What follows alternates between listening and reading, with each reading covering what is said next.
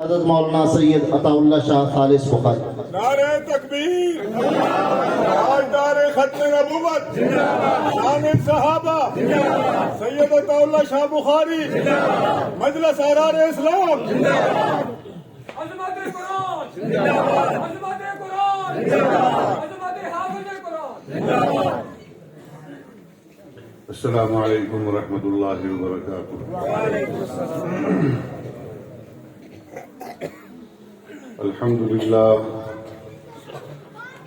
الحمد لله حمدا كثيرا كما أمر،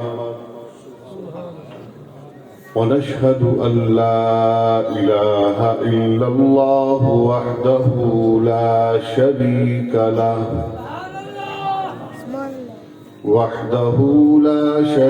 له إرغاما لمن جحد به وكفر، ونشهد أن سيدنا وسندنا وحبيبنا وشفيعنا ومولانا وقائدنا الأعظم والنبي الأكرم والرسول الأفخم محمدا عبده ورسوله، لا نبي بعده ولا رسول بعده ولا معصوم بعده ولا إمام بعده ولا أمة بعد أمته، وسيد الخلائق والبشر، أرسله الله تعالى بالحق بشيرا ونذيرا وداعيا إلى الله بإذنه وسراجا منيرا، وصلى الله تبارك وتعالى عليه وعلى آله وأصحابه وأزواجه وأبنائه وبناته وذرياته وأتباعه أجمعين، وسلم تسليما كثيرا كثيرا. أما بعد، قال الله تبارك وتعالى في القرآن الكريم: أعوذ بالله من الشيطان الرجيم، بسم الله الرحمن الرحيم. ألف لام ميم، ذلك الكتاب لا ريب فيه، هدى للمتقين الذين يؤمنون بالغيب ويقيمون الصلاة ومما رزقناهم ينفقون، والذين يؤمنون بما أنزل إليك وما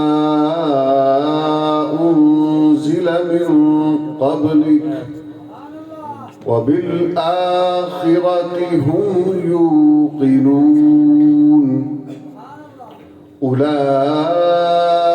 على هدى من ربهم وأولئك هم المفلحون.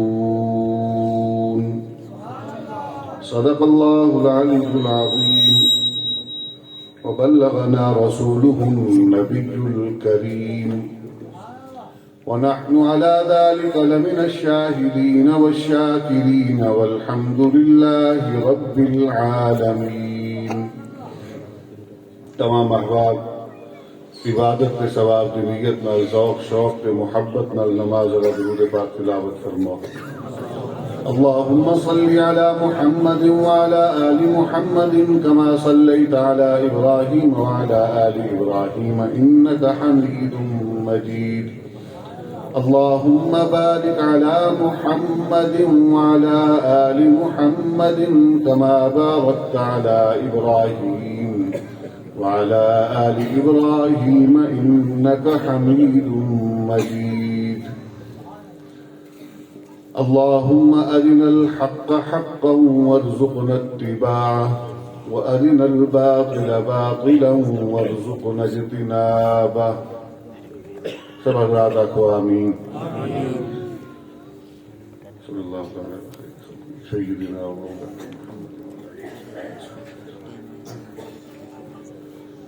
واجب الاحترام سامعین ذی وقار، علماء کرام، میزبانان گرامی، حاضرین محفل، زندگی میں پہلی مرتبہ آپ حضرات کے ہاں حاضری کا موقع ملا ہے، تو میں سب سے پہلی چیز جو ہر جگہ تقریباً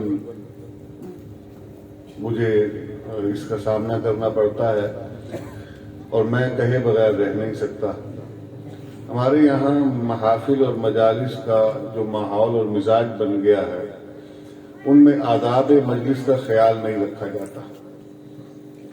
سب سے پہلی چیز تو یہ یاد رکھیں کہ مجلس میں بیٹھنے کا طریقہ جو ہے وہ ایسے ہی ہے جیسے صف بندی ہوتی ہے۔ جب امام کے پیچھے کھڑے ہوتے ہیں تو بچوں کو سائیڈوں پر کیا جاتا ہے اور بڑے آگے ہوتے ہیں، تو مجلس میں بھی جب بیٹھا جائے تو جو باشعور لوگ ہیں، بڑے لوگ ہیں، ان کو آگے بیٹھنا چاہیے، بچوں کو کناروں پر بٹھا نہیں، بیٹھنے سے منع نہیں کرتے، لیکن یہ ہمارے ہاں ترتیب الٹ ہوتی ہے، بچوں کو آگے کر دیا جاتا ہے جو کہ بات سمجھ نہیں سکتے۔ جی وہ سب سے پہلے بھی آئے اور آخر تک بھی رہیں گے، وہ آپ کے نعروں کے جواب دینے کے لیے بیٹھے ہوئے ہیں۔ اللہ تعالیٰ سب کو سلامت رکھے، بچوں کو بھی بڑوں کو بھی۔ تو یہ ترتیب ابھی بدل لیں، پہلے پھر آگے بات بڑھاتے ہیں۔ یہاں سے ان کو بچوں کو اٹھا کے ایک طرف کرتے ہیں، جو بڑے ساتھی ہیں وہ آگے تشریف لے آئیں، جن کو کوئی عذر نہیں ہے، شرعی عذر نہ ہو، وہ آگے تشریف لے آئیں۔ اللہ جزائے خیر عطا فرمائے۔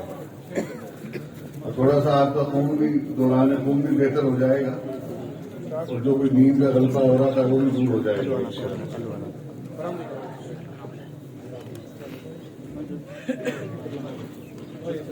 نعرہ تکبیر، شان محمد مصطفیٰ، شان صحابہ، سید اللہ شاہ صاحب بخاری، حرز پر لعنت، حرز پر لعنت، حرز پر لعنت۔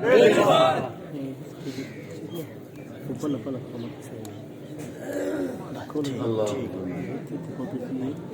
ایک دفعہ پھر سے آپ درود شریف پڑھ لیں بھی، اور توجہ ادھر رکھیں گے کہ اللہ جزائے خیر عطا فرمائے۔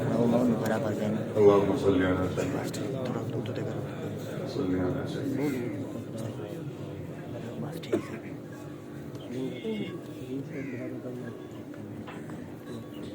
ایک بات تو میں نے عرض کر دی کہ مجلس میں بیٹھنے کا ادب اور طریقہ اور ترتیب، اس کا خیال رکھا جائے۔ آج یہ آپ نے عمل کیا ہے تو انشاءاللہ میں امید کرتا ہوں کہ آئندہ جب بھی دین کی محفل میں بیٹھیں گے تو اس کا خیال رکھیں۔ آپ ایسا بھی نہیں کرنا کہ بچہ اگر کوئی بیٹھ جائے غلطی سے وہ چپ کے کندھ مارو، یہ بھی نہیں کرنا۔ ہاں ماشاءاللہ ایسے بھی ہوتے ہیں نا ہمارے کچھ زیادہ ہی دین کے محبین، ان کو چھوٹی چھوٹی دین کی باتوں پر بہت جلدی غصہ آ جاتا ہے۔ تو تربیت ہے، بچے کی تربیت کرنی ہے، اس کو پیار سے بتانا ہے، سمجھانا ہے کہ میاں تمہاری جگہ یہ نہیں ہے، وہاں جا کر بیٹھو، اور محبت سے، ٹھیک ہے جی۔ دوسری بات یہ ہے کہ جب بھی کسی محفل میں جا کے بیٹھتے ہیں تو نیت درست کر لیا کریں۔ ہمارے یہاں یہ ہوتا ہے عام طور پر، جو ہمارے یہاں جلسوں کا معمول ہم نے دیکھا ہے، اب زیادہ تو میں نہیں کہتا لیکن 19-20 برس کا عرصہ مجھے بھی ہو گیا اس میدان میں آتے جاتے ہوئے۔ ہمارے یہاں یہ ہوتا ہے کہ یہ بھی دیکھنے کے لیے لوگ آتے ہیں کہ صاحب نسبت آدمی ہے تو اس کی جو گفتگو ہے وہ کیسی ہوگی، کیا نہیں ہوگی، کیسی گفتگو کرے گا۔ کسی خطیب سے نسبت ہے تو اس کا رنگ دیکھنے کی کوشش کریں گے، کسی ادیب سے نسبت ہے تو اس کا رنگ دیکھنے کی کوشش کریں گے، اور اگر اس کی سرتال کی کوئی شہرت ہے تو خواہش ہوگی بھی کوئی سر سنائے، اور اگر وہ خواہشات میں پورا نہیں اترے گا تو پھر کہنا بھائی چس نہیں پیانی، ایسے ہی کرنا۔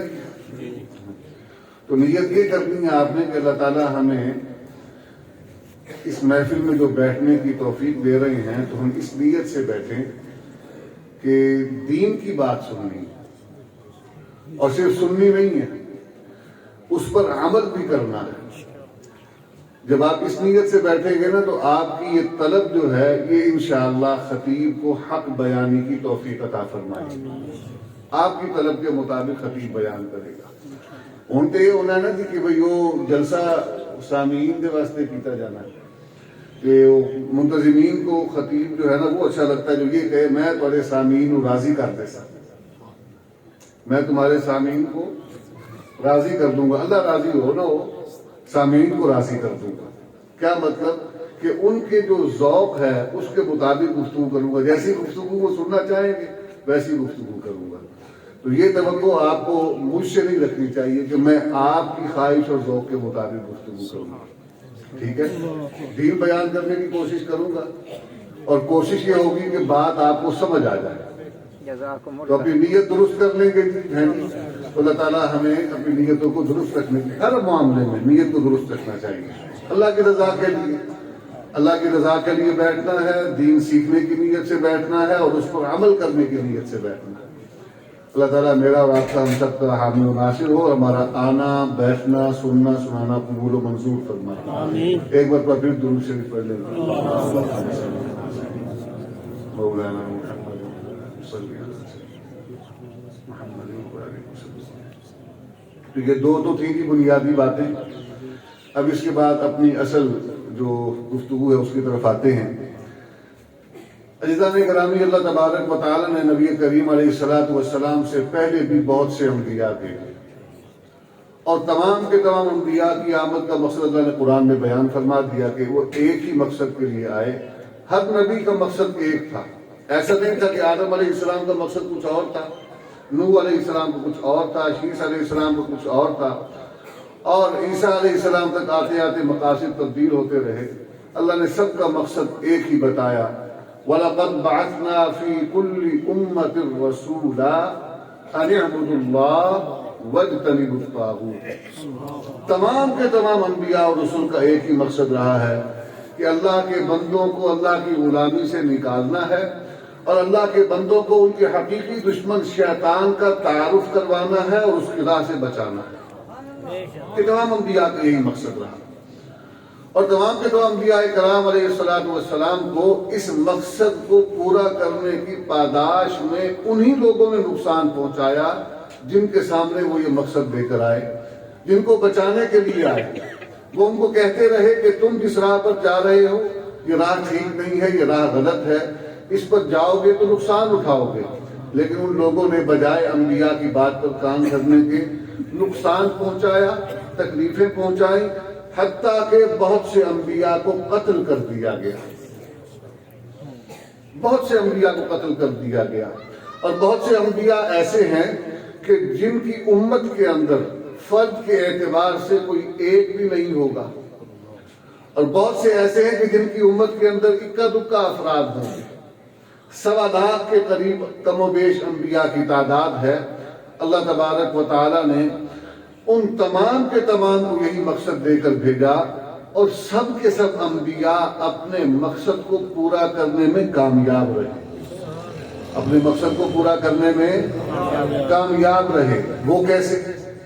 اب سوال یہ بنتا ہے کہ جب کسی کی امت میں کوئی ایک بھی نہیں، کسی کی امت میں 1-2 ہیں، تو باقی جو علاقے کے لوگ تھے انہوں نے تو بات نہیں مانی، تو نبی کامیاب کیسے ہوا؟ تو میرے عزیزوں، نبی کا مقصد تبلیغ اور ابلاغ ہے، پہنچانا ہے، منوانا نہیں۔ اور کوئی نبی ایسا نہیں کہ جس نے اپنی بات پورے طریقے سے پہنچائی نہ ہو، کوئی ایک نبی بھی ایسا نہیں۔ اللہ تعالیٰ نے ہر نبی کو کامیاب قرار دیا، تمام کے تمام انبیاء کامیاب ہیں۔ اب اللہ تبارک و تعالیٰ نے یہ سلسلہ مکمل فرمایا اور جناب نبی کریم محمد الرسول اللہ صلی اللہ علیہ وسلم کو اللہ تبارک و تعالیٰ نے مبعوث فرمایا اور آپ کو کسی خاص علاقے، کسی خاص قوم اور کسی خاص زمانے کے لیے نہیں بھیجا، بلکہ ان تمام حدود و قیود سے آزاد کر کے تمام کی تمام انسانیت کے لیے آپ کو مبعوث فرمایا کہ دنیا کے کسی بھی کونے میں، کسی بھی گوشے میں کوئی انسان ہو بندے کا بچہ ہو، وہ ڈارون کی تھیوری کا نہ ماننے والا ہو، کہ جو ڈارون کی تھیوری کو مانتے ہیں وہ تو یہ سمجھتے ہیں کہ انسان پہلے بندر تھا، جی وہ تو کہتے ہیں انسان پہلے بندر تھا۔ بہت تحقیق کی ہم نے، اور تحقیق کرتے کرتے کرتے کرتے اس نتیجے پر پہنچے کہ جس انسان کو اللہ کہتا ہے کہ میں نے بہترین تخلیق فرمایا، یہ کہتے ہیں کہ پہلے یہ بندر تھا، پھر ارتقائی مراحل طے کرتے کرتے کرتے جو ہے انسان بن گیا۔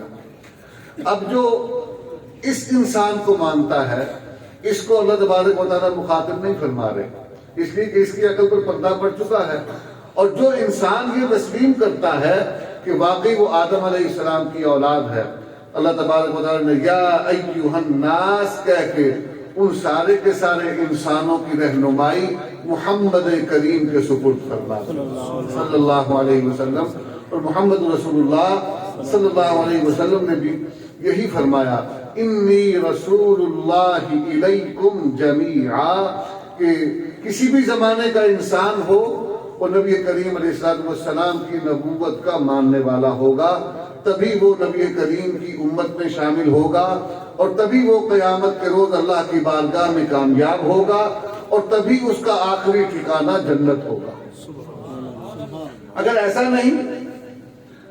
نہیں ہے تو پھر یہ ہوگا کہ نبی کریم علیہ السلام کو نبی نہ ماننے والا، یا یوں کہہ دیجیے کہ آپ کو ماننے کے بعد پھر کسی اور کو ماننے والا، وہ نبی کریم علیہ السلام کی تعلیمات سے عاری ہو جائے گا، وہ نبی کریم علیہ السلام کی تمام تبلیغ سے بے آشنا ہو جائے گا، اور نبی کریم علیہ السلام کے بتائے ہوئے صراط مستقیم سے بے بہرا ہو جائے گا، اور اس کے نتیجے میں وہ جنت میں نہیں پہنچ پائے گا، اس کا ٹھکانہ جہنم ہو جائے گا۔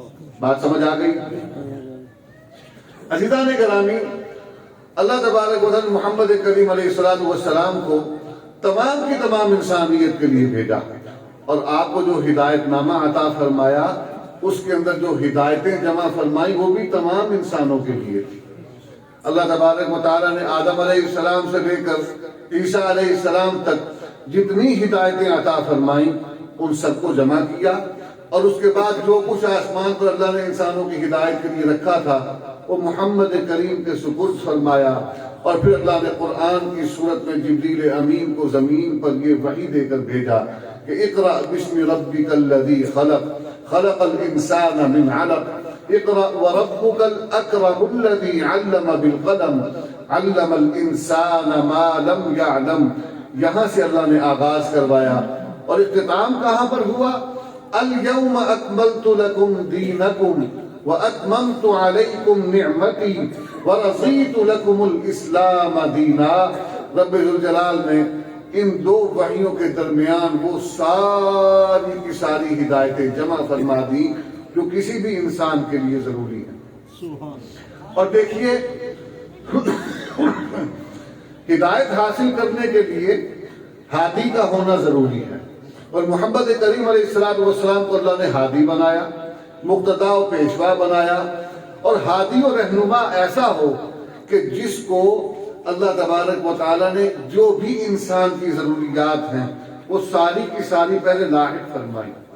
آپ کو اللہ تبارک و تعالیٰ نے بچپن دیا، بچپن کی آپ کی کمزوری اس کو پورا کرنے کے لیے اماں، اس کو پورا کرنے کے لیے حلیمہ سعدیہ، اس کو پورا کرنے کے لیے اور دیگر ایسی معزز خواتین جن کی گود میں، مبارک گود میں نبی کریم نے پرورش پائی، ان کا بندوبست کیا۔ اور پھر اس کے بعد نبی کریم صلی اللہ علیہ وسلم جب کوئی تھوڑے سے نوجوانی کی طرف بڑھے، آپ کے تعلقات، دوستی، رشتہ داری، وہ تمام کے تمام اس عمر کی اپنی ایک کیفیت ہوتی ہے، آپ کی حفاظت کی گئی، آپ کے قلب کو پاکیزہ کیا گیا، اور آپ کی تمام وہ رشتے کی ضروریات جو تھی ان کو پورا کرنے کا بہترین طریقہ آپ کو سکھایا گیا۔ پھر آپ کچھ بڑے ہوئے، آپ نے کاروبار کیا، آپ نے معاملات کیے، لوگوں کی بکریاں چرائیں، اور اس کے بعد پھر آپ نے کاروبار کیا، تجارت کیا، اور تجارت میں معاملات ہوئے، اور ان تمام معاملات میں آپ کی گواہیاں اللہ نے مہیا کروائیں کہ ہر ایک عمل، ہر ایک تعلق کو نبھانے میں آپ نے ایسا کمال کیا ہے کہ آپ کے عمل کو ہی اللہ تبارک و تعالیٰ نے ساری کی ساری انسانیت کے لیے معیار مقرر کر دیا، ہر ایک عمل کو۔ اور پھر آپ دیکھیے سلسلہ آگے بڑھتا ہے، شادی ہوتی ہے، میاں بیوی کی زندگی، اولاد ہوتی ہے باپ کی حیثیت میں، اور پھر اس کے بعد چلتے چلتے جیسے جیسے اولاد بڑی ہوتی ہے ان کی ضروریات کو پورا کرنا، دوستیاں ہوئیں، دوستیوں کو نبھایا، رشتہ داریوں کو نبھایا، حتیٰ کہ اللہ تبارک و تعالیٰ نے آپ کو حرا میں بلا کر پہلی وحی دلوائی اور آپ کو محمد الرسول اللہ بنایا، جو پہلے محمد ابن عبداللہ تھے، اور اس تعارف کے ساتھ کسی کو آپ کے ساتھ کوئی لڑائی اور دشمنی نہیں تھی۔ جب تک آپ محمد ابن عبداللہ رہے، بعد میں سے بات آ گئی، سنت ہے لیکن ضروری ہے۔ آج کل یہ بڑی بحث چل رہی ہے کہ جناب ابو طالب جو تھے ان کے ایمان کے حوالے سے روایات کو ایک طرف رکھیں، اتنی بات ذہن میں رکھیں کہ اللہ تبارک و تعالیٰ نے قرآن مجید فرقان حمید میں یہ بات طے کرتی ہے کہ جنہوں نے محمد ابن عبداللہ کے ساتھ تعلق رکھا کسی بھی زمانے میں، بچپن سے لے کر وفات تک، جب تک تو تھی آپ کی زندگی بغیر نبوت کے اظہار کی، اس وقت تک تو رعایت کا معاملہ ہو سکتا تھا، لیکن جب آپ نے نبوت کا اظہار فرما دیا، آپ محمد رسول اللہ بن گئے، تو اب بھی اگر کوئی صرف محمد ابن عبداللہ کی حیثیت میں تعلق رکھتا ہے تو اللہ تعالیٰ کو اس تعلق کی ضرورت نہیں ہے۔ یہ بات سمجھ آ رہی ہے؟ دیکھیں نا جھگڑا کہاں ہوا؟ صلح حدیبیہ پر کس بات پر جھگڑا ہوا؟ صلح حدیبیہ پر جو معاہدہ تھا کس نے لکھا؟ کس نے لکھا؟ سیدنا علی المرتضیٰ کرم اللہ وجہ الکریم نے۔ اور کیا لکھا تھا نبی کریم کے نام کے ساتھ؟ محمد رسول اللہ۔ تو وہ جو سامنے والے تھے انہوں نے کس بات پر جھگڑا اور اعتراض کیا؟ انہوں نے کہا کہ بھائی اگر یہ مان لیں تو ہمارا آپ کا جھگڑا ہی نہیں ہے، یہی تو نہیں مانتے، تو اس لیے ہمارا معاہدہ ہوگا محمد ابن عبداللہ کے ساتھ۔ تو سیدنا علی المرتضیٰ نے اس تحریر کو مٹانے سے انکار فرما دیا، تو نبی کریم صلی اللہ علیہ وسلم نے اپنے ہاتھ سے پکڑ کر اس کو مٹا دیا، اور یہ بات واضح ہو گئی کہ محمد ابن عبداللہ کے ساتھ جو ہیں یہ معاہدہ کرنے والے ہوں، تعلق رکھنے والے ہوں، ساتھ نبھانے والے ہوں، اگر رشتہ داری نبھانے کے لیے ہیں تو پھر اس تعلق کی اللہ کو ضرورت نہیں ہے۔ اللہ کیا فرماتے ہیں؟ محمد الرسول اللہ والذین معہ، کہ محمد حق کے نمائندہ جب بن گئے تو اب جو ان کے ساتھ ہیں مجھے تو ان کے تعلق کی ضرورت ہے، ان کی نشانیاں بھی بیان کروں گا، ان کے حالات بھی بیان کروں گا، اور ان کو تمام کی تمام کائنات انسانی سے منتخب کر کے ان کے تذکرے قرآن میں جمع کر کے ان کو سب انسانوں سے زیادہ محفوظ بنا دوں گا، اور ان کو قرآنی شخصیات مقرر کر کے رہتی دنیا تک ان کے نام کو بلند کر دوں گا۔ ہے جی، دیکھیں نا قرآن مجید میں تذکرہ تو ہوتا ہے، ابو لہب کا بھی تذکرہ تو ہوتا ہے، فرعون کا بھی تذکرہ تو ہوتا ہے، نمرود کا بھی تذکرہ تو ائمۃ الکفر کا بھی ہوتا ہے، لیکن اللہ تبارک و تعالیٰ نے ان کا تذکرہ اور انداز میں کیا۔ اور جہاں نبی کے یاروں کی بات آئی ہے، انبیاء کی بات آئی ہے، صدیقین کی بات آئی ہے، شہداء اور صالحین کی بات آئی ہے، تو وہاں انداز کچھ اور ہے۔ وہاں اللہ نے اپنی محبت، اپنی شفقت اور اپنی تمام رحمتوں کا اظہار فرمایا ہے۔ جی والذین معہ اشداء علی الکفار، جی پہلا تعارف ہی کیا کروایا؟ اشداء علی الکفار، میرے محمد کے ساتھی جو ہے یہ کیا ہوں گے؟ یہ کفار کے معاملے میں یہ نرم خو نہیں ہوں گے، ہاں نرم خو نہیں ہوں گے، کیا ہوں گے؟ جدید زبان میں شدت پسند ہوں گے۔ ہاں نعرہ تکبیر، جو تخت ختم نبوت، شان صحابہ، شان صحابہ، اللہ راضی ہوگے جی، اللہ راضی ہوگے۔ ٹائم میرے پاس بہت مختصر ہے، میں نے بہت سی باتیں کرنی ہیں، میں مختصر کر رہا ہوں معاملات کو تاکہ باتیں آپ کو سمجھ بھی، سمجھ آ رہی ہے میری باتیں؟ پکی بات ہے، میں نے آخر میں پوچھ لینا کسی سے پھر کھڑا کر کے، اس لیے جواب وہی دے کہ اس کو سمجھ آ رہی ہے۔ ہاں جی، تو کیا فرمایا؟ اشداء علی الکفار، کون ہے؟ صحابہ ہیں۔ کیا ہے؟ والذین معہ، ان کو معیت حاصل ہوئی ہے، ان کو ساتھ ملا ہے محمد الرسول اللہ کا۔ بلکہ اللہ کی توفیق سے میں یہ کہتا ہوں، اس ماہو کے اندر اللہ یہ فرما رہے ہیں کہ ان کو شناخت ہو گئی، ان کو پہچان ہو گئی، ان کو یہ پتہ چل گیا کہ یہی تو حق کا نمائندہ ہے، ورنہ ساتھ تو اور بھی بہت سے، ساتھ تو اور بھی بہت سے تھے، لیکن وہ رشتہ نبھا رہے ہیں، وہ قرابت نبھا رہے ہیں۔ محمد رسول اللہ جب یہ ماننے والا بلال حبشے کا ہو، اللہ تعالیٰ اس کو ایسا بلند فرماتے ہیں کہ وہ ابو لہب سرخ و سفید چہرے والا عرب اور قریشی اور ہاشمی بلند نسل کا، وہ محمد کے ساتھ رشتہ داری نبھاتا رہا۔ جب رسول اللہ بن کر وہ میدان میں آئے تو سب سے بڑا مخالف بن گیا۔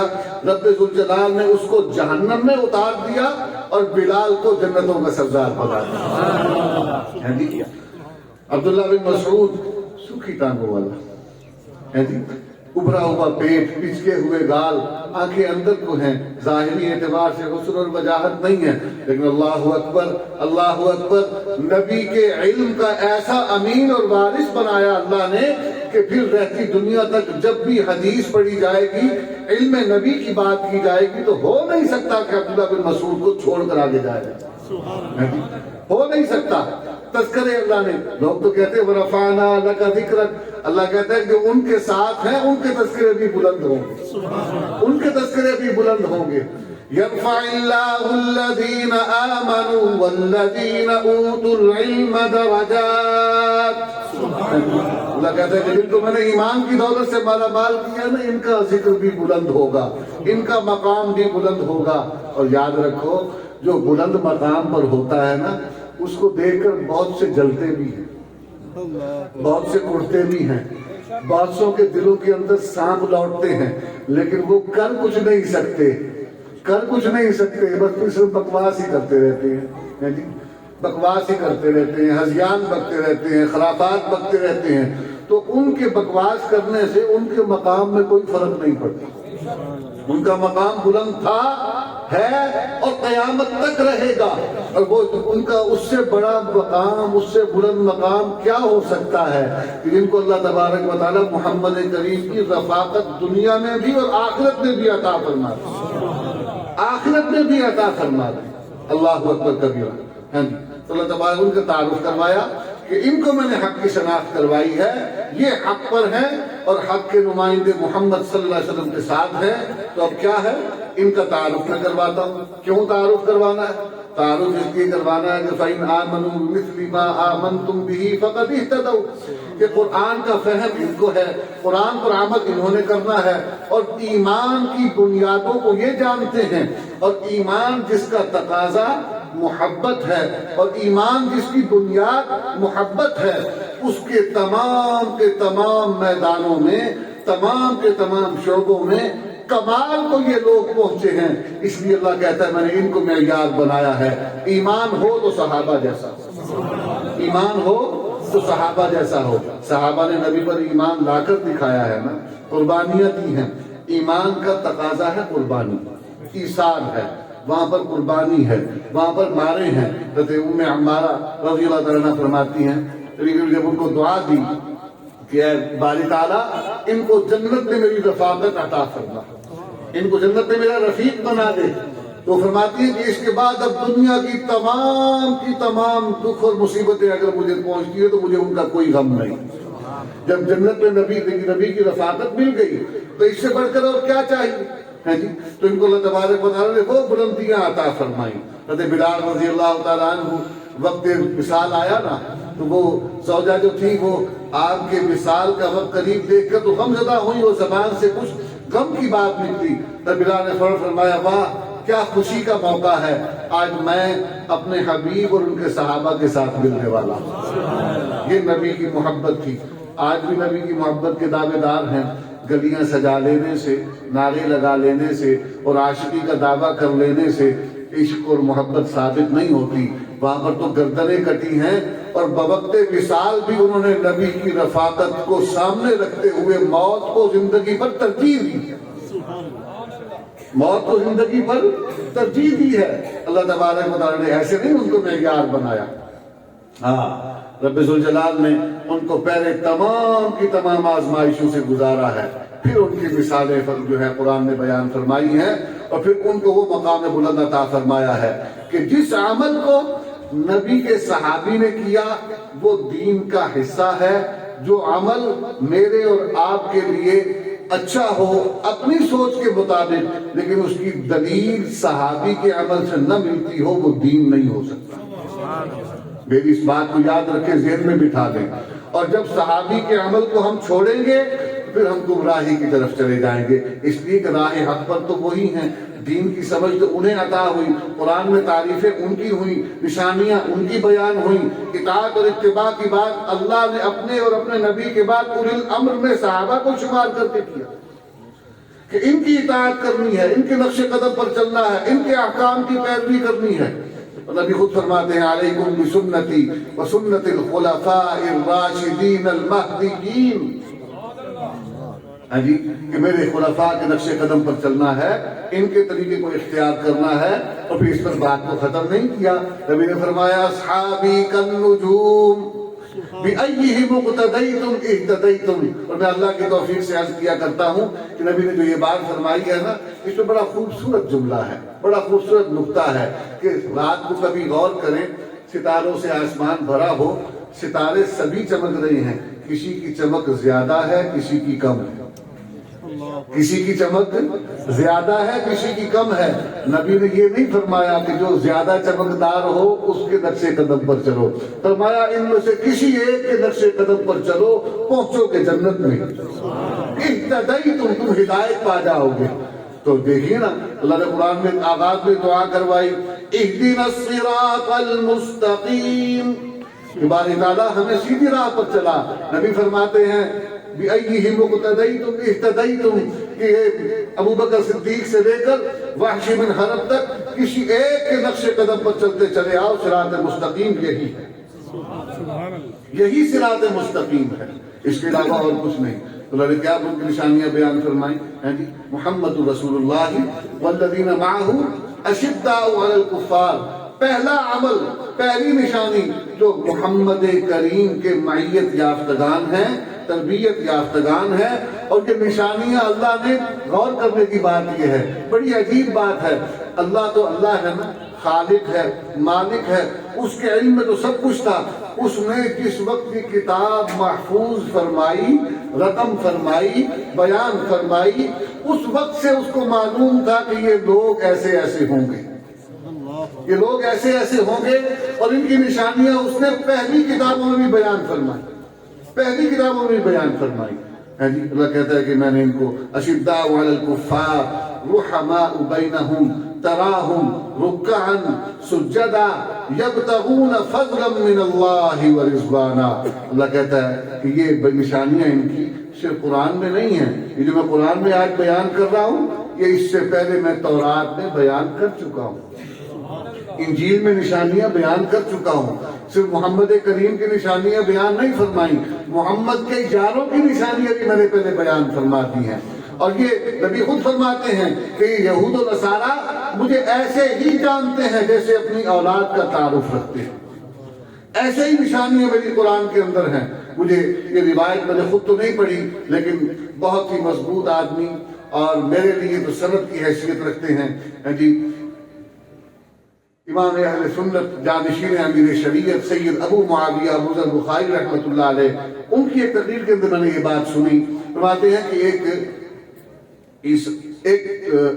یہودی عالم تھا، اس نے ایک آدمی کو تیار کیا اور اس نے اس کو بھیجا نبی کریم صلی اللہ علیہ وسلم بارگاہ میں کہ دروازہ کھٹکھٹاؤ اور جا کر ان سے مکالمہ کرو، اور ان سے بات کرتے کرتے کرتے تم نے ایک مقام پر آ کر اپنے لہجے کو ایسے تبدیل کرنا ہے کہ میں یہ ساری کارروائی تمہاری فلانی دیوار کی اور سے کھڑا ہو کر چھپ کر دیکھوں گا، تم جاؤ یہ عمل کرو۔ وہ آدمی پہنچا، دروازہ بجایا، نبی کریم باہر تشریف لائے، اس نے مکالمہ کیا، نام پوچھا، پھر باتیں کرنا شروع کی، کرتے کرتے کرتے کرتے ایک مقام پر آ کر اس نے بدتمیزی والے انداز میں بات کی، نبی خاموش ہو گئے، نبی خاموش ہو گئے۔ نبی خاموش ہو گئے، اس نے 2 باتیں کی.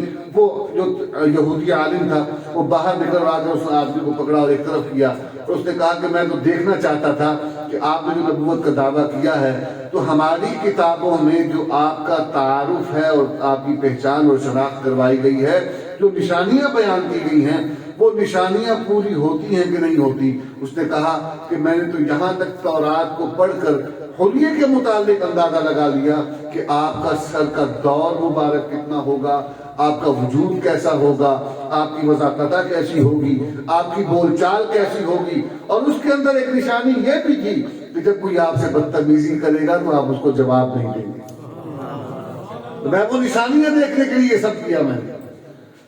نبی فرمایا کہ تو مجھے پہچانتے ہیں، تو صرف ان کو نہیں پہچانتے تھے، نبی کے یاروں کو بھی پہچانتے تھے. اللہ نے ان کی نشانیاں بھی بیان فرمائی تھی. وہ ساری کی ساری نشانیاں تورات میں بھی، انجیل میں بھی. عزیزان گرامی، عرض یہ کر رہا ہوں کہ رب ذوالجلال نے محمد کریم علیہ السلام کو بھی وہی مقصد دے کر بھیجا جو تمام انبیاء کو دیا. آپ کے زمانے کو غیر محدود کر دیا، علاقے کو غیر محدود کر دیا، اور پھر اعلان فرما دیا اليوم اکملت لکم دینکم واتممت علیکم نعمتی ورضیت لکم الاسلام دینا. اب آپ پر نعمت تمام، یعنی دین بھی مکمل ہو گیا اور اس کی تبلیغ، تربیت، تعلیم، تزکیہ، یہ سارے کے سارے نظام نبی نے مکمل فرما دیے. تو اللہ نے فرما دیا وَأَتْمَمْتُ عَلَيْكُمْ نِعْمَتِي، کہ آج تم پر ہم نے اپنی نعمت کو پورا کر دیا. نعمت کو پورا کر دیا. یہاں پر ایک جملہ میں علماء کی نظر کرنا چاہتا ہوں کہ وہ لوگ جو نبی کریم صلی اللہ علیہ وسلم کی ختم نبوت کے منکرین ہیں، وہ اس بات کو دلیل بنانے کی کوشش کرتے ہیں کہ اگر نبوت اللہ کا انعام ہے، اللہ کی طرف سے نعمت ہے، تو نعمت کی ضرورت کس انسان کو نہیں ہوتی ہے جی؟ تو نعمت کی ضرورت تو ہر انسان کو ہے. تو نعمت کی ضرورت ہر انسان کو ہونے کا مطلب یہ ہوا کہ یہ سلسلہ اللہ نے ختم نہیں کیا بلکہ محمد کریم کے بعد بھی چل رہا ہے. یہ ان کا دعویٰ ہوتا ہے. علماء کرام اس میں اس جملے کو اگر غور کر لیا جائے تو اتنی خوبصورت بات اللہ نے فرما دی وَأَتْمَمْتُ عَلَيْكُمْ نِعْمَتِي. ختم نہیں کیا، اللہ نے پورا فرما دیا، نعمتوں کو پورا فرما دیا. کتنی آسمان پر اللہ نے نعمتیں رکھی تھی نا، انسانیت کی ہدایت کی صورت میں محمد کریم کو عطا فرمائی اور پھر آپ کو ہادی بنایا. آپ نے تمام کے تمام معاملات زندگی میں، اس طرح میں نے عرض کیا کہ جتنی ضروریات انسان کو لاحق ہیں وہ تمام کی تمام ضروریات محمد کریم کو لگائیں، اور پھر ہر ضرورت کو پورا کرنے کا طریقہ محمد کریم کا اللہ نے پسند فرمایا کہ لَقَدْ كَانَ لَكُمْ فِي رَسُولِ اللَّهِ أُسْوَةٌ حَسَنَةٌ، کہ زندگی گزارنے کا بہترین طریقہ اگر کسی کا ہے تو رسول اللہ کا صلی اللہ علیہ وسلم. اب اس زندگی کے اندر آپ کی بچپن کی ضروریات بھی آ گئی، اس زندگی کے اندر آپ کا لڑکپن بھی آ گیا، آپ کی جوانی بھی آ گئی، آپ کا بڑھاپا بھی آ گیا، شادی شدہ زندگی، رشتے ناطے، وہ ساری چیزیں اللہ نے اس کے اندر جمع فرما دی. اور پھر اس کے ساتھ ساتھ ایک اور چیز یہ بھی آ گئی کہ ایک انسان ہونے کے ناطے جس کو اللہ نے کہا ہے جی کہ اس انسان کو اللہ نے اپنی تخلیق کا شاہکار بنایا. لَقَدْ خَلَقْنَا الْإِنسَانَ فِي أَحْسَنِ تَقْوِيمٍ. تو اس بہترین تخلیق کو اللہ نے کسی مقصد کے لیے بنایا ہے نا. قرآن میں اللہ فرماتے ہیں أَفَحَسِبْتُمْ أَنَّمَا خَلَقْنَاكُمْ عَبَثًا وَأَنَّكُمْ إِلَيْنَا لَا تُرْجَعُونَ. کہ کیا تم یہ گمان کرتے ہو، یہ سوچتے ہو کہ تمہیں میں نے بیکار بنایا، تمہاری زندگی کوئی مقصد نہیں ہے، اور پھر تم یہ بھی گمان کرتے ہو کہ تم نے لوٹ کر میری طرف نہیں آنا. وہ اللہ یہ کہنا چاہتے ہیں کہ میں نے تمہاری کچھ ذمہ داریاں رکھی ہیں اور تم لوٹ کر میرے پاس آؤ گے تو میں تم سے پوچھوں گا، تمہیں جواب دینا پڑے گا. اور عقیدہ آخرت رکھنے والا تو کبھی اس بات سے انحراف نہیں کر سکتا کہ میری زندگی بے مقصد ہے. میری زندگی کا مقصد اللہ نے پورے کا پورا تمام کی تمام کتابوں میں بیان فرمایا، اور قرآن مجید تو ان تمام کتابوں کی جامع ہے. اور محمد کریم صلی اللہ علیہ وسلم تبارک و تعالیٰ نے تمام انسانوں کے لیے ہادی و مقتدی بنایا ہے. تو زندگی کا مقصد اب انسان کی تخلیق سے جو اللہ نے مشروط اور وابستہ کر دیا تھا وہی ہے جو نبی کی زندگی کا مقصد ہے. میری بات سمجھ آ رہی ہے؟ تو نبی کی زندگی کا مقصد اللہ تبارک و تعالیٰ نے قرآن مجید میں بیان فرمایا اور مختلف ہیں. ایک تو آپ کی بحیثیت نبی جو ذمہ داریاں ہیں وہ اللہ تعالیٰ نے بیان فرمائی ہے جی کہ لقد من اللہ علی المؤمنین اذ بعث فیہم رسولا من انفسہم يتلو عليهم آياته ويزكيهم ويعلمهم الكتاب والحكمة وإن كانوا من قبل لفي ضلال مبين. یہ بھی مقصد بیان فرمایا. پھر اللہ نے خود بیان فرمایا والذي أرسل رسوله بالهدى ودين الحق ليظهره على الدين كله ولو كره المشركون. یہ مقاصد اللہ نے بیان فرمائے ہیں اور بھی بہت سے. نبی نے خود فرمایا بعثت معلما انما بعثت لاتمم مکارم الاخلاق. یہ نبی آمد کے مقاصد بتائے ہیں. نبی رہنما ہیں, نبی معلم ہیں, نبی مربی ہیں, اور پھر ان تمام کی تمام ہدایتوں کو نبی کریم علیہ السلام نے ایک خاص جماعت کے سپرد کر دیا, جس کو اللہ تبارک و تعالیٰ جماعت صحابہ بنایا. اور صحابہ کی جماعت کو رب ذوالجلال نے وہ ذمہ داریاں منتقل کی جو کسی دور میں انبیاء کی ذمہ داری. میری بات سمجھ آ رہی ہے؟ صحابہ کے پاس ذمہ داریاں کون سی آ گئیں جو انبیاء کے پاس تھی, اور وہ کیا تھی؟ ان اعبدوا اللہ واجتنبوا الطاغوت. یہ ذمہ داری تھی تمام کے تمام انبیاء کی, اور اللہ نے محمد کریم پر لا کر سلسلے کو مکمل کیا. اتممت علیکم نعمتی. گویا اب آسمان سے کوئی ہدایت نہیں آنی, قرآن ہی دین ہے اور قیامت تک کے لیے یہی ہے. تو اب قرآن سکھانے کے لیے کوئی تو چاہیے نا, تو سلسلہ آگے کیسے چلے گا؟ اب اس کے اللہ تبارک و تعالیٰ نے جماعت مقرر کی. ان کو مقرر کیا کنتم خیر امت اخرجت للناس تأمرون بالمعروف وتنہون عن المنکر. الفاظ مختلف ہے, بات ایک ہی ہے. وہاں ان اعبدوا اللہ فرمایا, یہاں تأمرون بالمعروف فرما دیا. وہاں واجتنبوا الطاغوت کہاں, یہاں تنہون عن المنکر کہہ دیا. تو اچھائی کی ترغیب دینا, اللہ کا تعارف, عبادات, عقائد, معاملات, اس میں نبی کی اطاعت اور اتباع, اس کا حکم دینا یہ ان اعبدوا اللہ ہے. اور برائی سے روکنا واجتنبوا الطاغوت, جھوٹ, کبر, عجب, تکبر, ریا, بدکاری, بدفعلی, زنا, شراب, جوا, تمام رذائل اخلاق, ان سے منع کرنا یہ واجتنبوا الطاغوت ہے, اور تنہون عن المنکر. یہ بات سمجھ آ رہی؟ تو رب ذوالجلال نے وہ ذمہ داریاں انبیاء سے جو سلسلہ ختم کیا تو کہاں منتقل کی؟ صحابہ میں. صحابہ منتقل کر اللہ نے فرما دیا کہ یہ سلسلہ اب جاری رہے گا, یہ رکنے والا نہیں. اور اللہ تبارک و تعالیٰ نے محمد کریم کی امت کے ہر فرد کو یہ ذمہ داری منتقل کی ہے. ہر فرد کو یہ ذمہ داری منتقل کی ہے. ما كان محمد أبا أحد من رجالكم ولكن رسول الله وخاتم النبيين وكان الله بكل شيء عليما. اللہ نے اعلان فرمایا سب سے پہلی چیز کہ تم مردوں میں سے کسی کے باپ نہیں ہے محمد صلی اللہ علیہ وسلم. کیا پتہ چلا؟ یہاں مختلف باتیں ہوتی رہتی ہیں, یہ تو آیت ختم نبوت ہے, لیکن میں جو نقطہ یہاں پر عرض کرتا ہوں مجھے وہ بہت پسند ہے علامہ خالد محمود رحمۃ اللہ علیہ کا. وہ انہوں نے یہاں پر عجیب بات بیان فرمائی.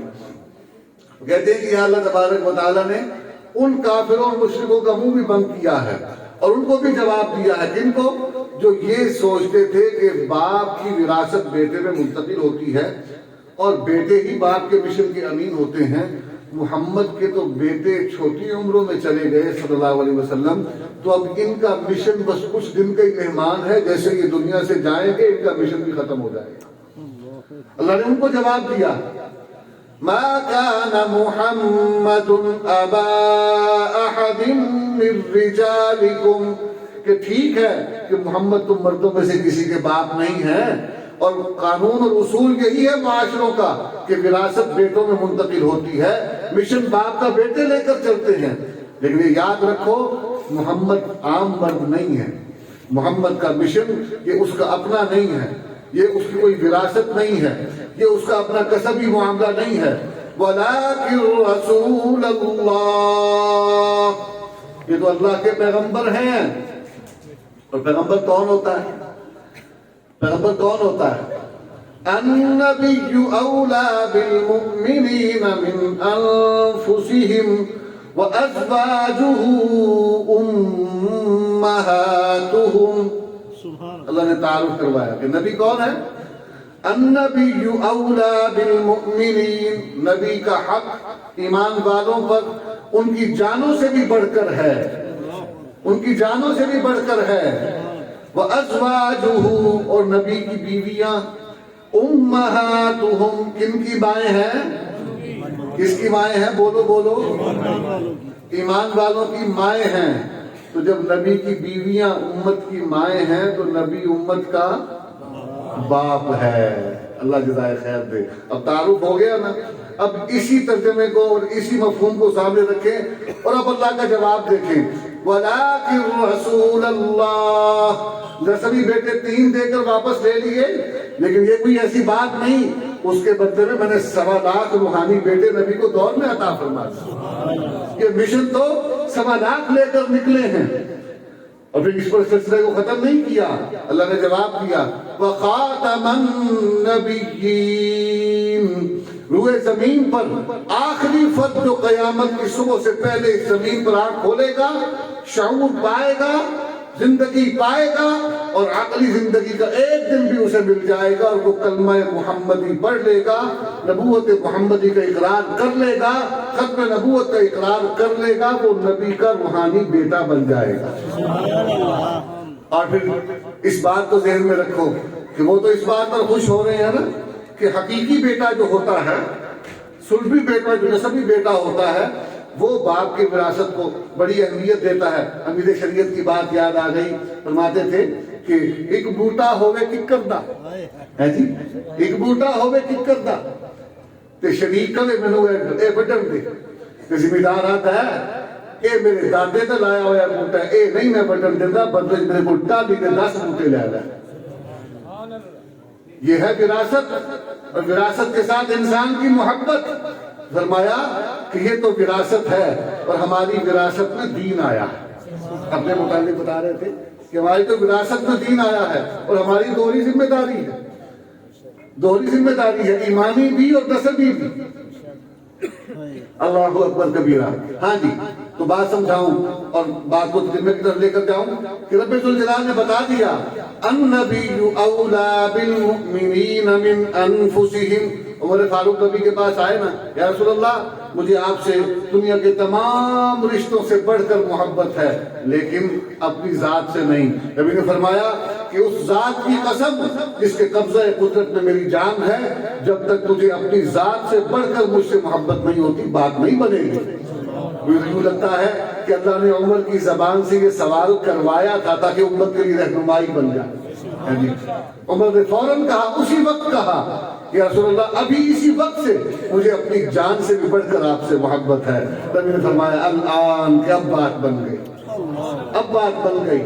تو پتہ چلا نا النبی اولا بالمؤمنین من انفسہم، اپنی جانوں سے بڑھ زیادہ حق نبی کا ہے کہ جان دینی پڑ جائے جان دے دو، نبی کی عزت پر آنچ نہ آنے پائے، مشن پر آنچ نہ آنے پائے۔ ہیں جی، تو جو مشن اور جو وراثت نبی سے ہمیں ملی ہے وہ میرے باپ دادا کے چھوڑے ہوئے ترکے اور میراث سے 1000 گنا بہتر اور افضل ہے۔ یہ چھوڑ سکتا ہوں، ایمان والے کا جو معیار ہے جو صحابہ نے مقرر کیا وہ یہی ہے کہ باپ کے ترکے کو چھوڑ سکتا ہوں، مال چھوڑا جا سکتا ہے، ماں باپ چھوڑے جا سکتے ہیں، نبی کی وراثت اور مشن کو نہیں چھوڑا جا سکتا۔ تو رب ذوالجلال نے یہ سلسلہ صحابہ پر بس نہیں کیا، صحابہ پر بس نہیں کیا، صحابہ کو معیار بنایا اور بتا دیا کہ قیامت تک اب جو صحابہ کے نقش قدم پر چلے گا وہ صحابہ کے ذریعے سے محمد سے جڑ جائے گا، اور جو محمد سے جڑ جائے گا وہ اللہ کا رستہ پا جائے گا۔ صلی اللہ علیہ وسلم رضی اللہ تعالی عنہم اجمعین. اور اس کا رستہ کہاں سے ہو کر گزرتا ہے؟ اس کا رستہ جو ہے اس کا آغاز قرآن سے ہوتا ہے. آغاز کہاں سے ہوتا ہے؟ آج یہ برخورداروں نے یہاں اپنے سروں پر یہ جو پگڑی بندھوائی ہے، میں تو عرض کرتا ہوں کہ یہ جو کپڑا ان کے سروں سے لگ گیا نا، ان کو تو ایسی نسبت مل گئی قرآن کی، اب جو چیز ان سے وابستہ ہوگی وہ خود اپنی قسمت پر ناز کرے گی. یہ پگڑی ان کے سروں پر بندھی ہے نا، تو پگڑی نبی کی سنت ہونے کی وجہ سے بڑا مقام رکھتی ہے، لیکن اب جو نسبت ان کو قرآن سے ہو گئی، اب یہ پگڑی ان کے سروں پر اور سج جائے گی. اللہ انہیں اس کی قدر کرنے کی توفیق عطا فرمائے، اس کی لاج نبھانے کی توفیق عطا فرمائے. اور یاد رکھو میرے عزیزوں، اپنی اولاد کو قرآن پڑھاؤ. میں امیر رشید رحمۃ اللہ علیہ کی بات اکثر دہراتا ہوں، بڑی خوبصورت بات ہے سمجھنے والے کے لیے. فرماتے تھے کہ بابو لوگوں، اس قرآن کی قسمیں مت کھایا کر، اسے پڑھا کر. یہ درد دل کی بات ہے. آج ہمارے ہاں قرآن کا کیا اس کا استعمال رہ گیا معاذ اللہ، قسم کھانے کے لیے، تصفیہ کروانے کے لیے. اگر یہ آؤ گی قرآن سے ہاتھ رکھ کے فیصلہ کروائیے تو قرآن چینا ہے. یہ بات قرآن چینا ہے تو اس گل پہ قرآن اس مقصد کے لیے نازل ہوا. اور میں ایک بات اور بھی عرض کر دوں، شاید آپ میں سے بعض دوستوں کو ناگوار گزرے، بعض علماء اور اساتذہ کو بھی ناگوار گزرے.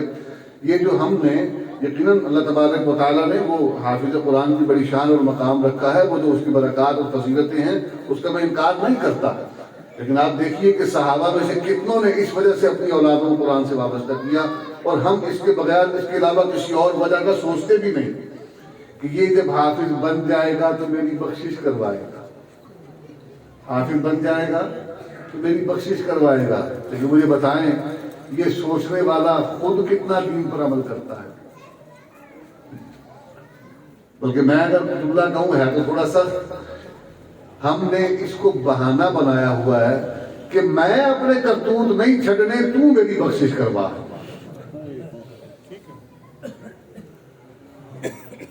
باپ کے چہرے پر داڑھی نہیں ہے، مسجد میں نہیں آتا، اس کا حال وہی ہے. مسجد کے پاس سے گزرا تو مولوی صاحب بھینس مسجد میں گھسی ہوئی تھی، اس کو مار رہے تھے. انہوں نے کہا مولوی صاحب کی کملے ہو گئے، کیوں ماری کر رہے ہو؟ اگر مسجد کے بارے گئی ہے تو مولوی صاحب نادان ہے، جانور ہے، انہوں کی پتا ہوئے. میں کبھی پڑھیا 40 سال کی بندر سو کبھی دیکھے مسجد میں. تو ایسا باپ بھی جب یہ خواہش کرتا ہے نا کہ میری بخشش کو پتا تو ہے نا کہ میں زندگی ساری پیچھے نہیں مڑ کے دیکھتا تھا، سیاہی تھے کالک ہی کالک ہے، تو پھر دھونے کی کوشش کرتا ہے اپنی اولاد کے ذریعے. تو یاد رکھو وہ تو ٹھیک ہے کہ اولاد کے اللہ تبارک و تعالیٰ بڑی برکتیں عطا فرمائیں گے. بسم اللہ بھی پڑھ کر چلا گیا نا قبر کے اندر تو باپ کی سیاہکاریاں جو ہیں اللہ تعالیٰ اس میں تخفیف فرما دیں گے، اس کے عذاب میں، قبر میں، آخرت میں اس کو آسانیاں اللہ عطا فرما دیں گے اس کے بچے کے قرآن کی نسبت کی وجہ سے. لیکن دنیا کے اندر جو برائی ہے اور بدعملی ہے اس سے نبی منع فرمانے کے لیے آئے ہیں. جب ایک مسلمان یہ بدعملی کرتا ہے تو نحوست سے بچ نہیں سکتا. اسی لیے ہمارے معاشرے میں آج آپ دیکھیں، مجھے اکثر دوست دعوت دیتے ہیں نا تو ایک دو جگہ پر مجھے بڑے فخر سے بتانے لگے کہ شاہ جی تو ہم وسیع چلے کے چلے کہ سارے ہی دیوبندی ہیں. میں نے کہا اچھا بھائی، بڑی خوشی کی بات ہے. میں نے کہا پھر وہاں پہ زنا تو نہیں ہوتا ہوگا نا، شراب بھی نہیں پی جاتی ہوگی، چوری تو بالکل ہی نہیں ہوتی ہوگی. وہ خاموش ہو گیا.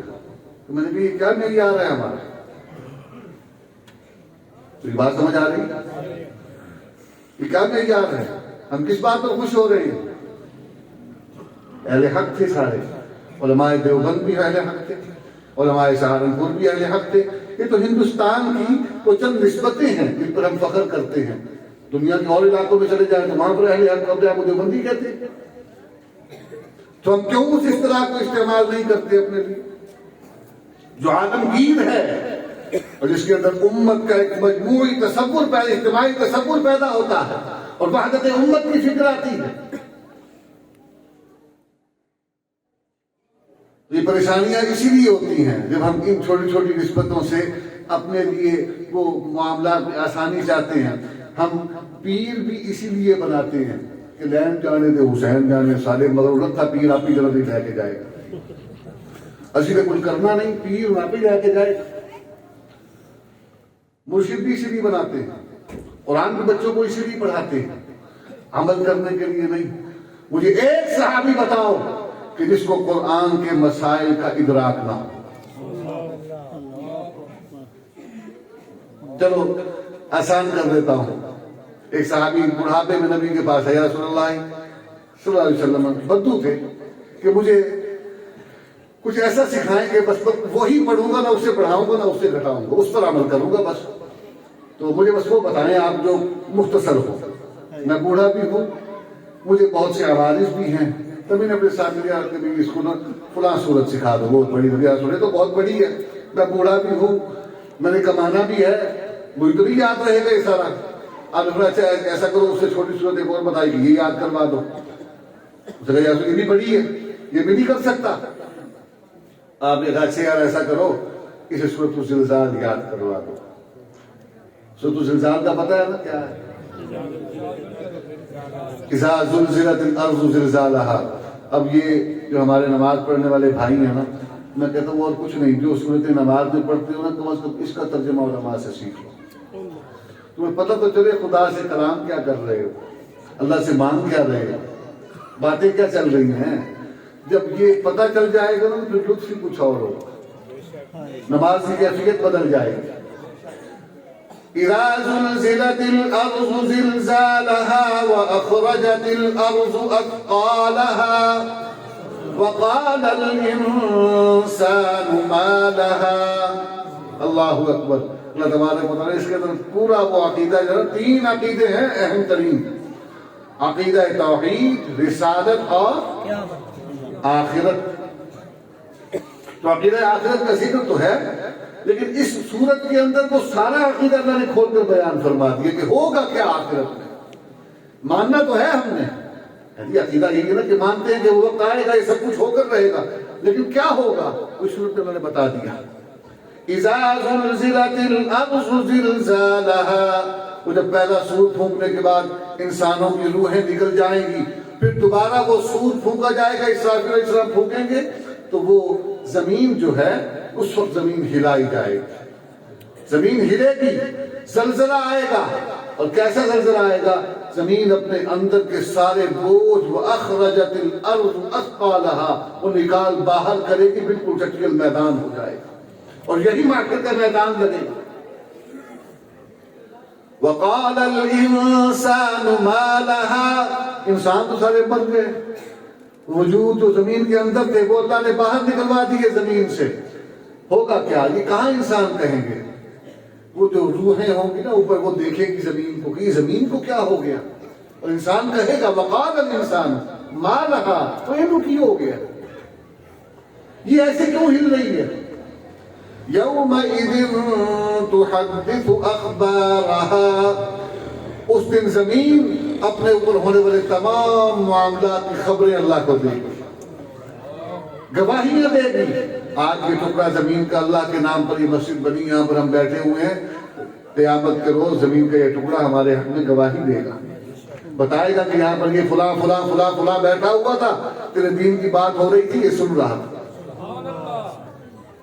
اور وہ ٹکڑا بھی بتائے گا جہاں پر زنا ہو رہا، وہ بھی بتائے گا، ہاں وہ بھی بتائے گا جہاں پر شراب پی جا رہی تھی، بنائی جا رہی تھی، وہ ٹکڑا بھی بتائے گا جو ظاہری اعتبار سے بڑا عالی شان ہے، بڑی اس کی تعمیر پر خرچ آیا ہے، اور اس کے اندر فرنیچر لاکھوں نہیں کروڑوں کا ہے، اور بیٹھنے والے انسان کے جسم پر جو سوٹ ہے وہ لاکھوں کا، جوتی ہزاروں کی، گھڑی لاکھوں کی، اور بڑے مسجد پر بیٹھا ہے، بڑا وزیر، بڑا مشیر ہے۔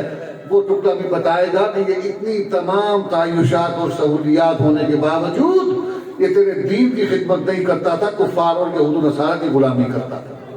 یہ زمین گواہی دے گی۔ اعضاء و جوارح تو بعد کی بات ہے، یہ پہلے زمین گواہیاں دے گی، یہ مقدمہ دائر کرے گی کسی کے حق میں اور کسی کے خلاف۔ بِأَنَّ رَبَّكَ أَوْحَى لَهَا يَوْمَئِذٍ يَصْدُرُ النَّاسُ أَشْتَاتًا لِيُرَوْا أَعْمَالَهُمْ۔ ہمارے کہتے ہیں ساڈا تو جی فلائیں نال تعلق ہو گیا، ہوں بخشے بخشائے ہیں سارے کو کنے پوچھنا، ساڈے کو کنے پوچھنا اسی فلانے بابا جی دے فلانے پیر صاحب دے فلانے مرشد جڑے انہاں دے لڑ لگ گئے ہیں بس وہ جنت وچ ویندے پے اسے 80 بچ نال ایویں کر کے تے نہیں بڑھ گئے ہاں وہ فرشتے اٹھے مطلب تمہاری ماسی نے پتر ہیں اللہ نے قرآن جو آکھیا يومئذ يصدر الناس أشتاتا ليروا أعمالهم کہ میں انسانوں کو لاؤں گا اس روز گروہ گروہ بن کر آئیں گے کیوں آئیں گے ليروا أعمالهم تاکہ ان کو ان کے اعمال دکھائے جائیں یہ قرآن میں اللہ نے کہا ہے تو کیڑا پیر نہیں پھرنا جڑا قرآن تو بھی ڈاٹا جڑا کہتا کہ بھئی تیری بخشش ہو جانی بس تو ہمیں نذرانہ پہنچا دیں آپ سال کے بعد ہماری نوکری چاکری کرتے رہے بس نذرانہ ہمیں پہنچا دیں باقی حلال کر حرام کر سیاہ کر سفید کر تیری ذمہ داری میری کہ آپ ہی پوچھا ٹنگیاں ہونا دے تم ہی نال ٹنگیاں ہونا اللہ اکبر کبیرہ اعمال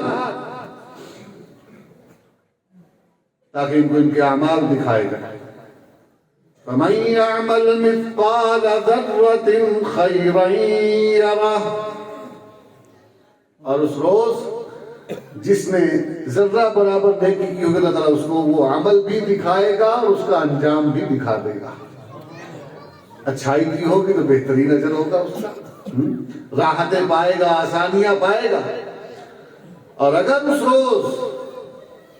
روز اس نے ذرہ برابر نیکی اپنے نامہ اعمال میں چھوڑی ہوگی تو اللہ وہ نیکی بھی دکھائے گا اور بدی کی ہوگی تو بدی بھی دکھائے گا یہ ہے سورۃ الزلزال یہ ساری کی ساری سورت جو ہے اس کا مقام اور مرتبہ یہ ہے مفسرین فرماتے ہیں سورۃ اخلاص کو تو 3 مرتبہ پڑھو تو پورے قرآن کا ثواب ملتا ہے سورۃ الزلزال کو 2 مرتبہ پڑھ لو پورے قرآن کا ثواب ملتا ہے مقام اور مرتبے میں ایسی ہے تو وہ نبی کا صحابی بات یہ کر رہا تھا کہ نبی کے صحابی کو یہ سورۃ الزلزال یاد کروائی بوڑھا تھا بدو تھا جاتے ہوئے کہہ کر گیا یا رسول اللہ نہ اس سے پڑھاؤں گا نہ اس سے گھٹاؤں گا بھئی اور بھی کچھ نہیں یاد کروں گا اور اس کو کم بھی نہیں کروں گا وہ جا رہا تھا نبی نے کہا یہ دیکھو جنتی جا رہا ہے یہ دیکھو جنتی جا رہا ہے نبی کے صحابی کے پاس جتنا قرآن تھا وہ اس پر عمل کرتا تھا جتنا قرآن تھا وہ اس پر عمل کرتا تھا آج ہمارا قرآن کے ساتھ تعلق کیا ہے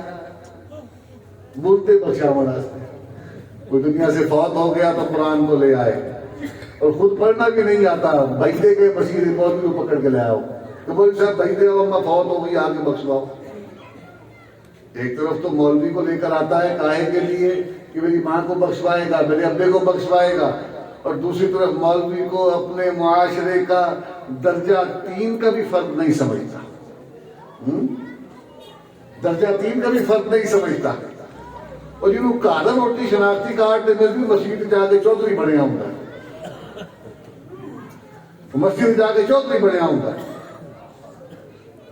کیوں جو گھر پر تو زور چلتا نہیں اب مسجد پر آ کر چودھری بن گئے مولوی بیچارہ کمزور ہے اس کو بھی پتا ہے کہ جہاں تو کہیں سکتا نہیں وہ اس کی روزی یہاں سے لگی ہوئی ہے یہ مسئلے سے ہٹے گا ہنر کوئی اس کو نہیں آتا فن کوئی اس کے پاس نہیں ہے اور میں آپ پورے پاکستان اور ہندوستان کا تو نہیں کہتا لیکن پاکستان کے سارے ملک کے آپ مساجد میں چلے جائیں الا قلیلا الا من رحم اللہ چند علاقوں اور چند مساجد کو چھوڑ کر ہمارے مسجد کے مولوی مؤذن حافظ معلم اس کی جو تنخواہ ہے نا ایک بال بچے دار آدمی کو اتنے پیسے دے کر اس میں گزارا کروا کے دکھا دے میں آپ کو چیلنج کرتا ہوں اور کچھ نہ ہو کتوں کی کمائی کوئی نہ ہوئے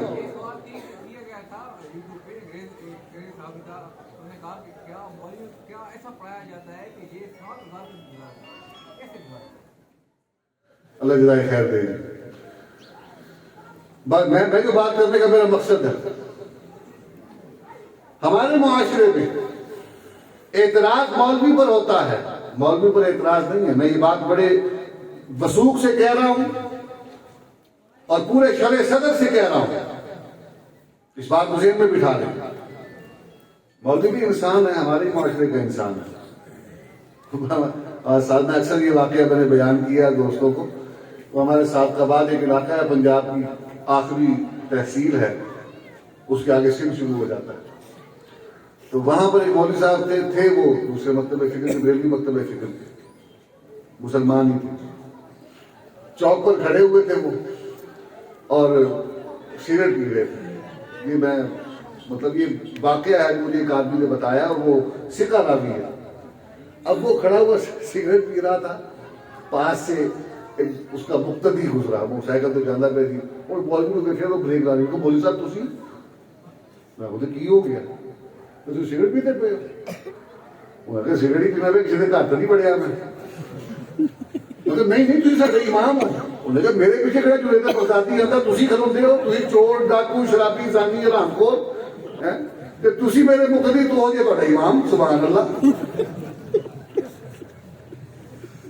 اسی معاشرے کا انسان ہے, یہ مذاق کی بات نہیں ہے, اسی معاشرے کا انسان ہے. جس طرح آپ اپنے حکمرانوں کی طرف دیکھیں, آپ کے حکمران آپ کے معاشرے اور آپ کی سوسائٹی, آپ کی تہذیب اور آپ کے اخلاق کے آئینہ ہوتے ہیں, آئینہ.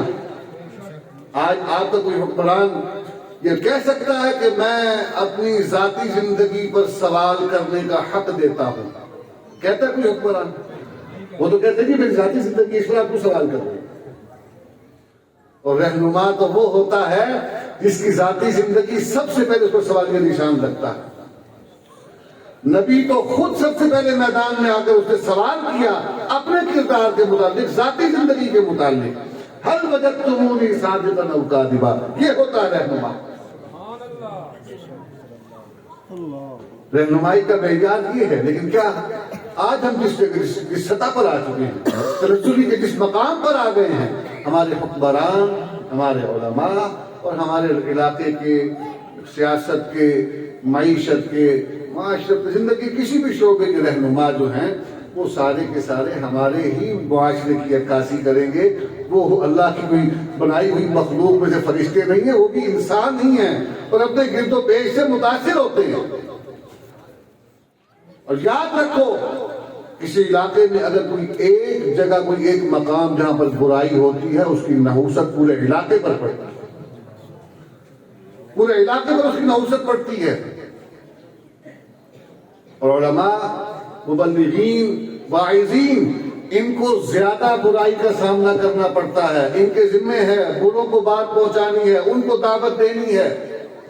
مولانا الیاس رحمۃ اللہ علیہ وہ جب دعوت دینے کے لیے جایا کرتے تھے تو ان کا طریقہ یہ تھا کہ دعوت دینے کے بعد وہ جو وقت ان میں گزارتے تھے, وہ جن میں وقت گزارا ہے, اب نام مسلمانوں والے, کام سارے کافروں والے, ہندوؤں والے, منتیں ویسی مانگتے ہیں, معاملات ویسے کرتے ہیں, شادی بیاہ ویسے کرتے ہیں, تجارت ویسے کرتے ہیں, کوئی فرق ہی نہیں.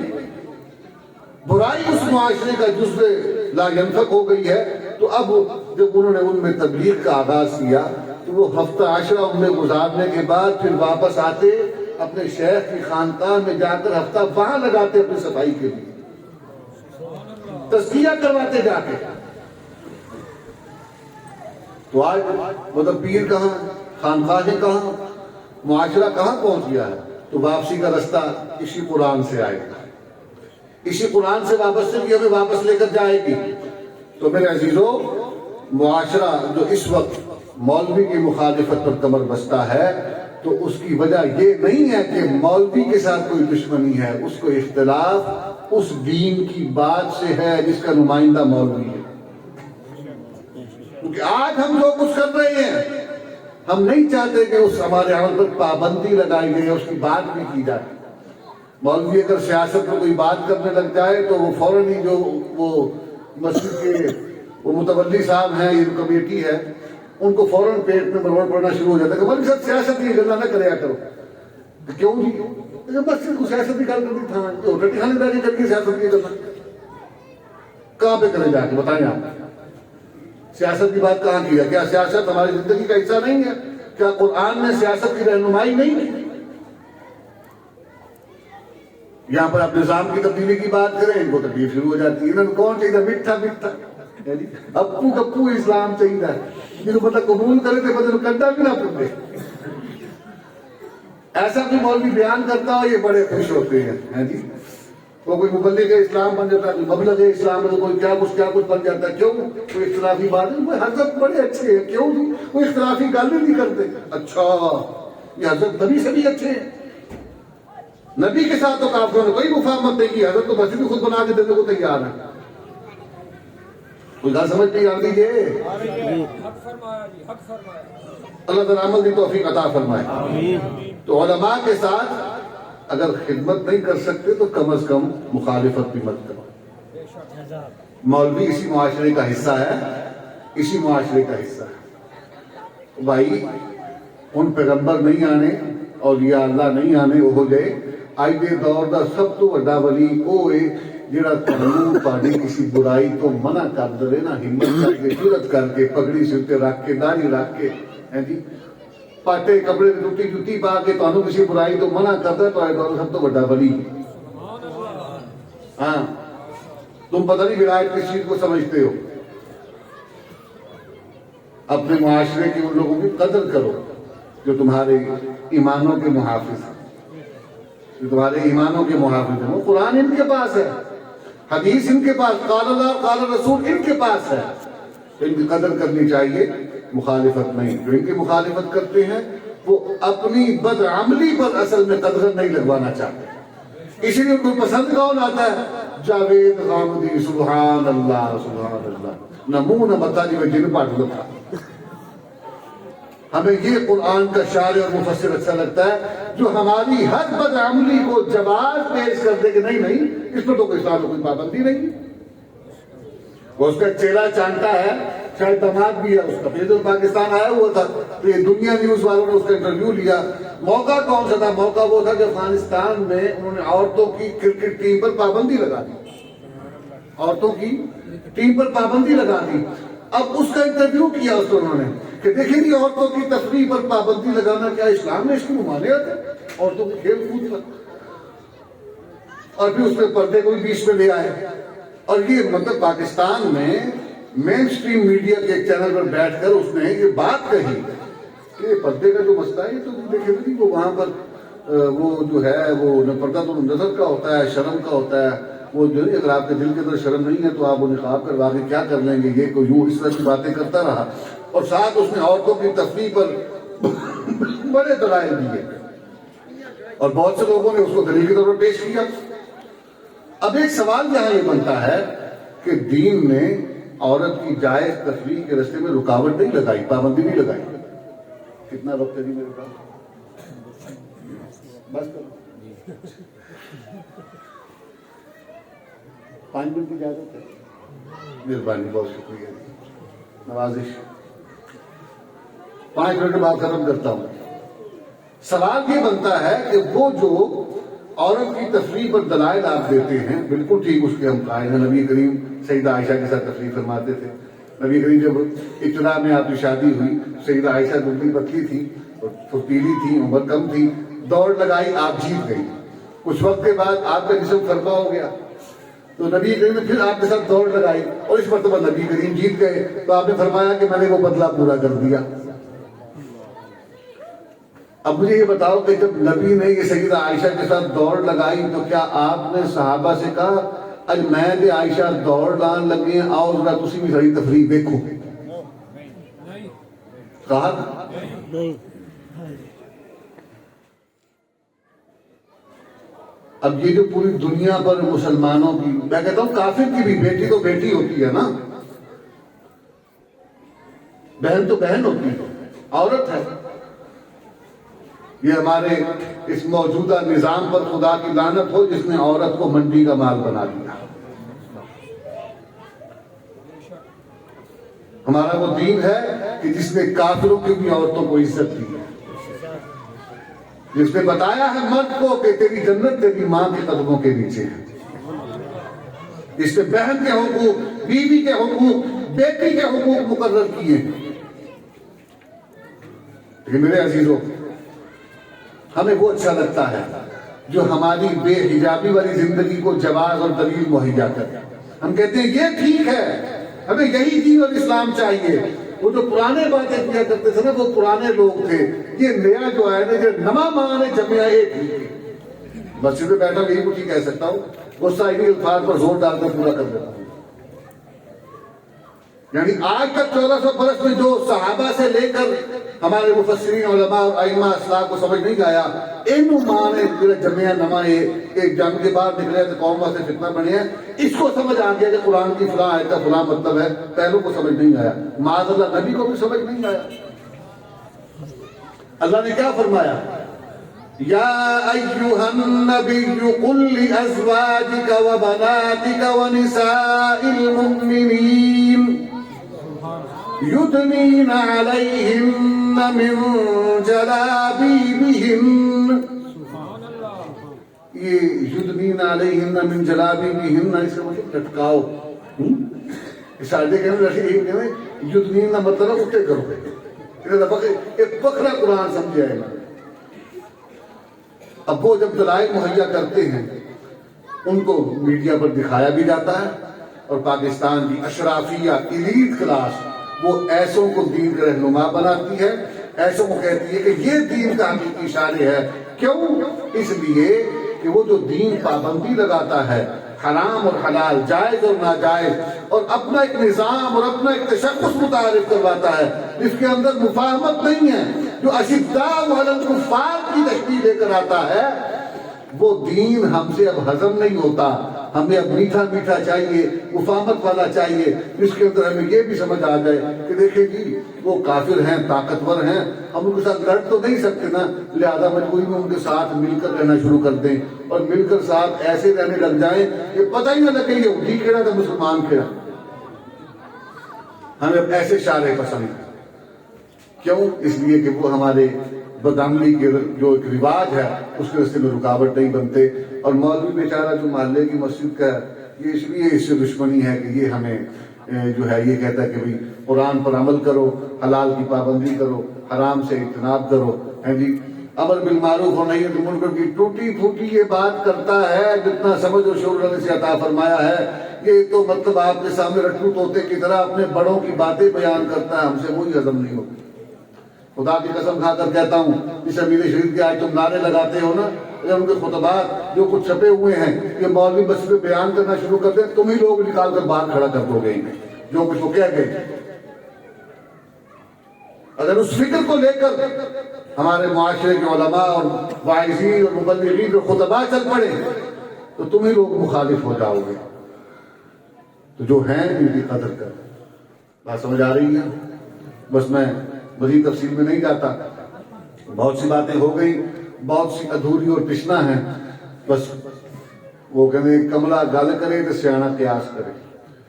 میری دیوانے کی بڑھ ہے, دعا ہے کہ اللہ تعالیٰ اس کو آپ کے سینے میں پیوست فرما دے, اور آپ کو اپنی زندگی کے معاملات میں قرآن کے ان احکام اور نبی کریم اور اصحاب محمد کے ان مقاصد اور امت محمدیہ کا فرد فرید ہونے کی وجہ سے جو اللہ نے ہماری ذمہ داریاں متعین کی ہیں ان کو سمجھ ان کو پورا کرنے کی توفیق عطا فرمائے.